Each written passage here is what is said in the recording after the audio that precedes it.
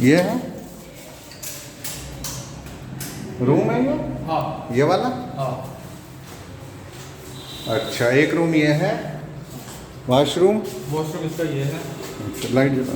Bathroom common है ना? ना, दोनों का अलग है। अच्छा, दोनों का अलग है। हाँ, इसका ये है रूम, इसका अंदर है। सेपरेट है ऐसे। दो दोनों की अलमारी ये है, सिंगल की वो है। अच्छा, सिंगल की वो है वाली है। हाँ, वहाँ किचन हो गई।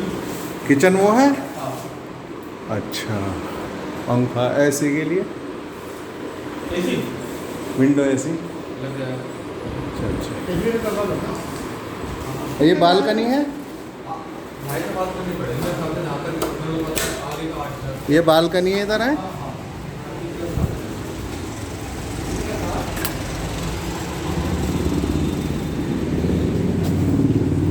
चलो, 2 रूम है, किचन।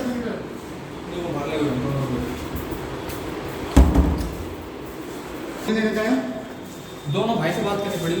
मतलब ये अलग है, ये अलग है। दोनों अलग अलग है, दोनों की किचन अच्छा अच्छा। किचन यहाँ होगी, वेंटिलेशन इस तरह यहाँ होगा, यहाँ से होगा। 3 लोग। ये वेंटिलेटर है इधर।